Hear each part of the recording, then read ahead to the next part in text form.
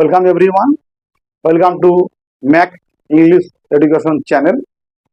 তোমরা শিখছো বেসিক লেভেলের ইংরাজি গ্রামার ছাড়া।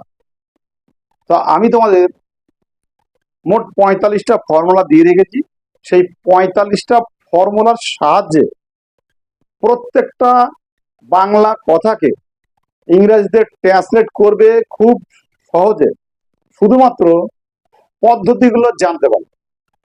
তো তোমাদের আমি এর আগেও বলেছি এবং এখনো বলছি, বাংলা কথাকে ইংরেজিতে ট্রান্সলেট করার সময় খালি লক্ষ্য রাখবে যে অর্থ যেন এক থাকে, সেম টু সেম বাংলা যা আছে তাই আমি ইংরেজিতে লিখবো, এটা কিন্তু মোটেই না।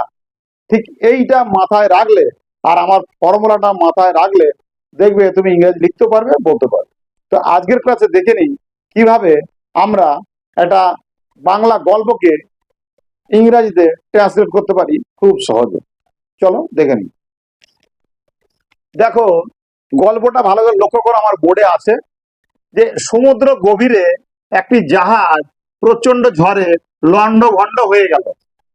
দেখো, গল্পটা কিন্তু খুব বড়, একটা সেন্টেন্স এখান থেকে শুরু করে এখানে অবধি সেন্টেন্সটা খুব বড়, কিন্তু তোমার কাছে সহজ লাগবে। কিভাবে লাগবে তোর দেখি, তাহলে বুঝতে পারবে। বেঁচে যাওয়া একজন যাত্রী ভাসতে ভাসতে এক নির্জন দ্বীপে এসে পৌঁছালো। সে বেঁচে যাওয়ার জন্য ঈশ্বরকে ধন্যবাদ জানালো। সে প্রতিদিন দ্বীপের তীরে এসে বসতে থাকিল। শুধু আমি প্রথম কাজ যে 2 থেকে 3টে লাইন আমি নিয়েছি, কেননা পুরো গল্পটা তো অনেক বড়, তোমরা তো গল্পটা অনেকটা জানো। পুরো গল্প যদি আমি ট্রান্সলেট করতে যাই বহু সময় লেগে যায়। তাই তোমার দরকার শুধুমাত্র পদ্ধতিটা শেখা।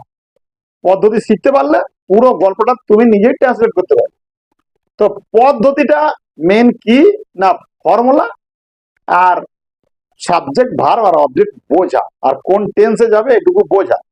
চলো একটা করে দেখে নিই যে কিভাবে আমি এই সেন্টেন্সটাকে খুব সহজে ট্রান্সলেট করতে পারছি। এই যে লেখা আছে, সমুদ্র গভীরে একটি জাহাজ প্রচন্ড ঝড়ে লন্ডভন্ড হয়ে গেল। এইটাকে আমি কেটে কেটে টুকরো টুকরো করবো। কেন টুকরো টুকরো করবো না, আমরা বিগিনার, আমরা যদি টুকরো টুকরো করে সেন্টেন্সটা করি তাহলে আমাদের কাছে সহজ হবে। তো কি করব, দেখো দেখো ভালো করে দেখো। একটি জাহাজ লন্ডভন্ড হলো ঝড়ে, সাজাতে হবে ভালো করে। একটি জাহাজ লন্ডভন্ড হলো ঝড়ে সমুদ্র গভীরে, দেখো এর মানে একই চলে এসছে। সমুদ্র গভীরে একটি জাহাজ প্রচন্ড ঝড়ে লন্ডভন্ড হয়ে গেল। আর আমি কি লিখলাম, একটি জাহাজ লন্ডভন্ড হলো ঝড়ে সমুদ্র গভীরে। ইংরেজি কিন্তু এইরকম ভাবে তৈরি হয়। তাহলে কি হলো, একটি জাহাজ কি হলো, লন্ডভন্ড হলো। একটি জাহাজ লন্ডভন্ড হলো। তাহলে হলো যদি আমি বলি তো সাবজেক্ট আর ভার্ব হয়, সাবজেক্ট আর ভার্ব হয়। কিন্তু এখানে আমি হয়েছিল বলছি, সাবজেক্ট ভার্বের 2 নম্বর ফর্ম দিচ্ছি। দেখো ভালো করে, আমি যদি হলো বলি যে হলো, তাহলে সাবজেক্ট দেবো আর মূল ভাব দেবো। তো সাবজেক্ট আর মূল ভাব দিলে কি হবে না, দেখো এ শিপ ক্যাপিজ ইডিটা আমি বাদ দেবো, ক্যাপ CAPIZ ক্যাপিজ। তাহলে a ship cap in a Sturm, ঝড়ে লন্ডভন্ড হলো। কিন্তু আমি সাবজেক্ট ভাব আমি বলবো না, কেন না এটা একটা গল্প, গল্পটা ঘটে যাওয়া গল্প। তাই আমি বলবো একটি জাহাজ লন্ডভন্ড হয়েছিল, ভার্বের 2 নম্বর form. A ship capsized ED যোগ করে দিই, it is caps in the storm, ঝড়ে লন্ডভন্ড হয়েছিল।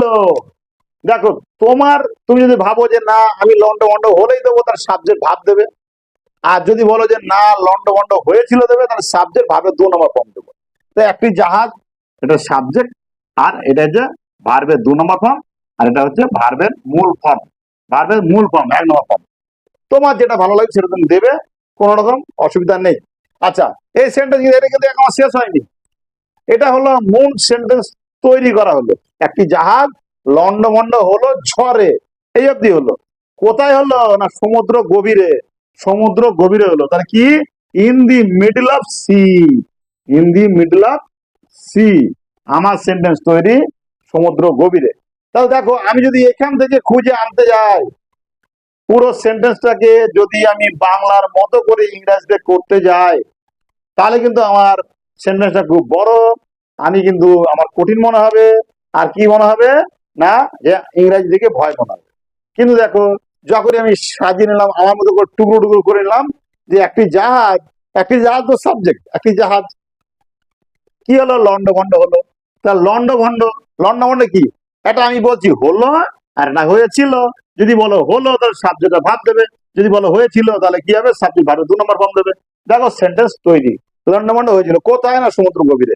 এই যে বাংলা বাক্যটাকে সাজানো, এই যে বাংলা বাক্যটাকে সাজানো, এই সাজানোটা হচ্ছে কি না ইংরাজি শেখার যে মানসিকতা। মানে আমি বাংলা বলি তো বাংলার মতো, কিন্তু ইংরাজি হয় সবসময় ইংরাজির মতো। তো ইংরাজি হওয়ার মতো সেই যে মানসিকতা, সেটাই হচ্ছে এটা এটা তাই এই সাজানোটা তোমাকে শিখতে হবে। এই সাজানোটা শিখলেই তুমি ফর্মুলাটা পেয়ে যাবে, আর ফর্মুলা পেলেই তুমি কিন্তু ইংলিশটা অ্যানালাইজ করতে পারবে। হলো 1 নম্বর।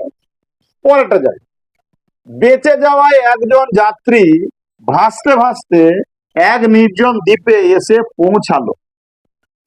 দেখো সেন্টেন্সটাকে একদম খুব প্রথম থেকে শেষ অব্দি দেখলে অনেকটাই বড়। এখানে তাহলে আমি কি খুঁজবো, না একজন যাত্রী বেঁচে গেল, একজন যাত্রী কি করলো, বেঁচে গেল, এই একটা পেলাম। আর একটা কি না সে পৌঁছালো একটা নির্জন দ্বীপে। এই আমি সেন্টেন্সটাকে ভাগ করলাম, সে একটি নির্জন দ্বীপে পৌঁছালো বা পৌঁছেছিল। তাহলে একজন যাত্রী কি হলো, বেঁচে গিয়েছিল, বেঁচে গেল না, বেঁচে গিয়েছিল, ওই একই জিনিস। আমি যখন বলবো তখন ওই তুমি তুমি যদি বলো না বেঁচে বেঁচে গেল, যদি বলি গেল মানে গিয়েছিল এখানে। আর যদি বলে একজন যাত্রী বাঁচলো, তাহলে সাবজেক্ট ভাব দেবে বাঁচলো। যদি বলো বেঁচে গিয়েছিল আমার মতো, গেল মানে গিয়েছিল, বেঁচে গিয়েছিল ভারত, সাবজেক্ট ভারত 2 নম্বর ফর্ম। তাহলে একজন যাত্রী, এ প্যাসেঞ্জার, একজন বা যাত্রী কি হলো, হ্যাঁ দেখো স্যার, স্যার ভাই, স্যার ভাই, একজন যাত্রী বাঁচলো, তাহলে বেঁচে গিয়েছিল স্যার ভাই, স্যার ভাই বেঁচে গিয়েছিল। তো একজন যাত্রী বেঁচে গিয়েছিল, দেখো ইংরেজিটা আমি বসিয়ে দিলাম, খুব সুন্দর সহজ হলো কিনা, তোমার কাছে দেখো সহজ মনে হচ্ছে, বেঁচে গিয়েছিল। এবার আমি কি করব, না দেখো সে পৌঁছালো একটি নির্জন দ্বীপে। দেখো একজন যাত্রী, বেঁচে যাওয়া একজন যাত্রী ভাসতে ভাসতে একটা নির্জন দ্বীপে পৌঁছালো। তাহলে বেঁচে যাওয়া একজন যাত্রী ভাসতে ভাসতে নির্জন দ্বীপে পৌঁছালো, আমি এটাকে কেমন টুকরো টুকরো করলাম, না একজন যাত্রী বেঁচে গেল, সে পৌঁছালো একটি নির্জন দ্বীপে, আর সে পৌঁছালো একটা নির্জন দ্বীপে, বা সে পৌঁছেছিল একটা নির্জন দ্বীপে। এই দুটো কথাকে তুমি পৌঁছালো বলতে পারো, পৌঁছেছিল বলতে পারো। তা আমি আগে দেখি, সে পৌঁছালো, সে পৌঁছালো সেটাকে বলি, মানে পৌঁছালো প্রেজেন্টের ঘরের কথা আগে বলি। দেখো তাহলে সাবজেক্ট ভাব বলবে প্রেজেন্টের ঘরে। তাহলে হি অ্যারাইভস, হি অ্যারাইভ, সে পৌঁছালো। তাহলে যদি সাবজেক্টের ভাব বলি, তাহলে এস এর সঙ্গে এই অ্যারাইভের সঙ্গে এস যোগ করতে হবে, এস যোগ করে দিচ্ছি। অ্যারাইভিং, অ্যারাইভ কি, অ্যাট অ্যান ইজল্যান্ড, অ্যাট জায়গার নামের আগে অ্যাট বসে, অ্যান ইজল্যান্ড। তাহলে দেখো একজন নির্জন দ্বীপে পৌঁছালো। যদি আমি বলি পৌঁছেছিল, তাহলে কি হবে, হি অ্যারাইভড। তারপরে বাকি যেটা হবে এর সঙ্গে যা যা আছে তাই হবে। তা তুমি যদি বলো যে পৌঁছালো, তাহলে এই ভার্বের সঙ্গে এস যোগ করবে। যদি বলো যে না পৌঁছেছিল, তাহলে ভার্বের সঙ্গে 2 নম্বর ফর্ম যোগ করে দেবে, ভার্বের 2 নম্বর ফর্ম ইডি করে দেবে।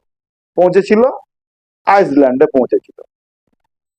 তারপরে কি, এটা কিন্তু এখানে শেষ হয়নি, কি হলো না সে দেখো পৌঁছেছিল কি ভাসতে ভাসতে।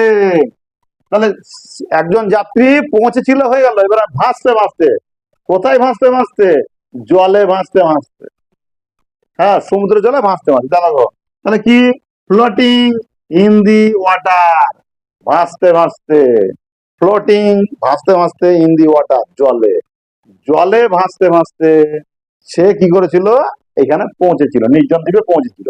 তাহলে দেখো সেন্টেন্স গুলোকে আমি যখন টুকরো টুকরো করে নিচ্ছি তখন আমি কিছু কিছু জিনিস বাদ দিয়ে দিয়েছি। হ্যাঁ, কিছু কিছু জিনিস আমি আমার মতো করে সাজিয়ে নিয়েছি। এই যে আমার মতো করে সাজিয়ে নেওয়ার কারণটা কি? কারণ হচ্ছে আমরা বিগিনার। কারা বিগিনার? না, যারা ইংরাজি শিখতে পারেনি যে কোনো কারণে।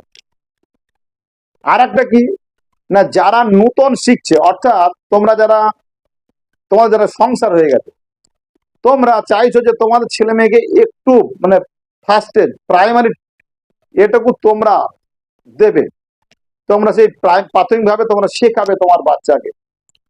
তখন তোমাকে এরকম কেটে কেটে কেটে কেটে বাচ্চাকে শেখাতে হবে।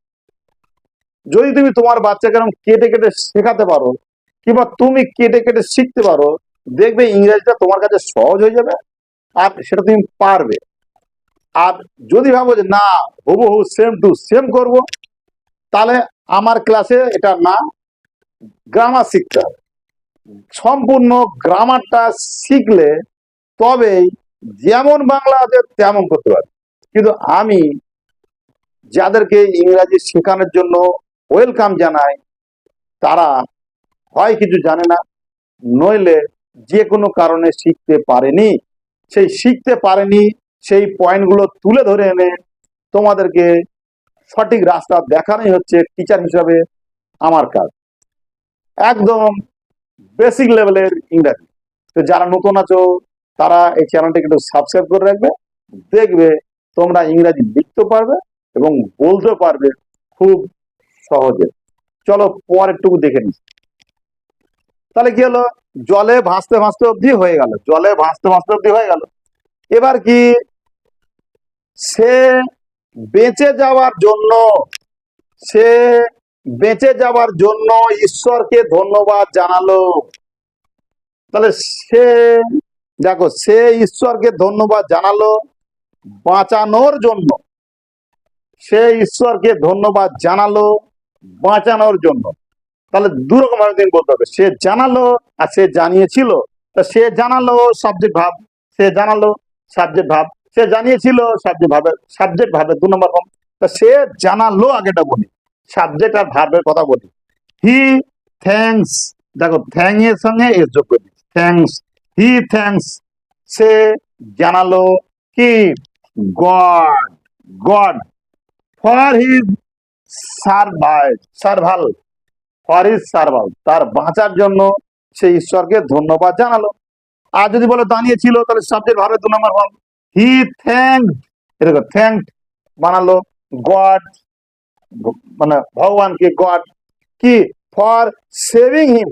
আচ্ছা, এই যে সার্ভাল না বলে তুমি বলতে পারো ফর সেভিং হিম, আমি এই জন্য নিচে সেভিং হিম লিখেছি, তাকে বাঁচানোর জন্য, ফর সেভিং হিম।